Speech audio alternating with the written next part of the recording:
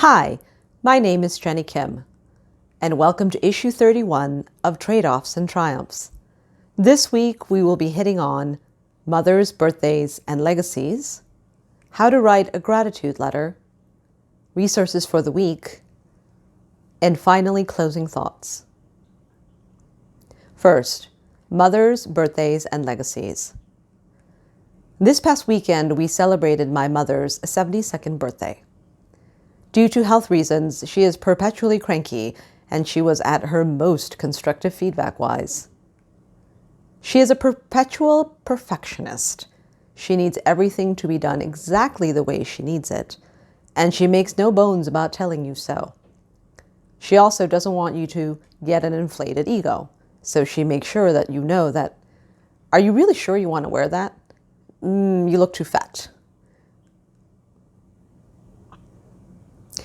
In between dealing with my mother's crankiness on her birthday, I read 2 biographies of Janet Lee Auchincloss, the erstwhile mother of our former First Lady, Jacqueline Bouvier Kennedy Onassis.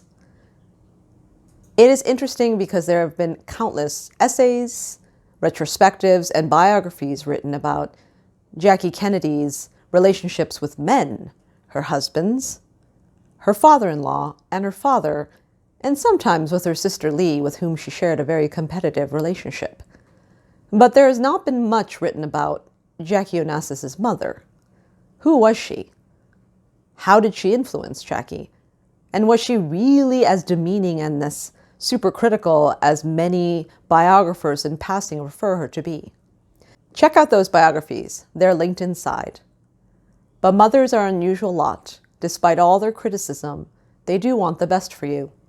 And if you can take that moment to share and to accept it and to be Teflon when they do launch their critical barbs at you, take those moments. Take them and treasure them.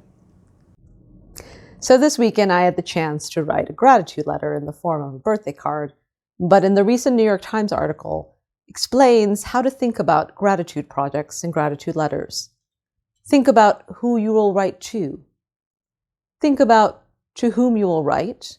Get your materials ready, pens, stationery, or type up your letters. Make sure that you have good stories and compliments, and keep copies, and just send them out. Because living in a world of abundance means you look at the bright side, and you realize how lucky you are, and how you should be grateful for the things that have gone right, for the people who have always stood by your side, and let them know you care. Resources for the week. The only reason I'm on this camera right now is because of Cam Hauser and Julia Saxena, and I understand they have launched a 14-day challenge to make you more comfortable in front of the camera as well. So why don't you check it out and take on that challenge, because if anyone can do it, it's going to be Cam and Julia. Second thing is my friend Michelle Fishburn. I've read her travels before as she prepares and listens to oral histories of average Americans across the country. Follow her as she figures out how to hang chandeliers in an RV park, and also read the stories that she shares. Listen to them. And I hope that she will get to share so many more stories with so many Americans. Follow her on Instagram and also on LinkedIn. Also, check out some resources that are just plain fun. Figure out how websites are built with what tech stacks, per Alice Ng, my ODW fellow cohort mate. Also, courtesy of Jane Friedman, figure out what books to read, what movies to watch, just based on some simple descriptions. Figure out how to find the stories in endless number of Google documents. Check all those resources out and let me know what you think. And finally, last but not least, closing thoughts. What is your story? How do you define and tell your story?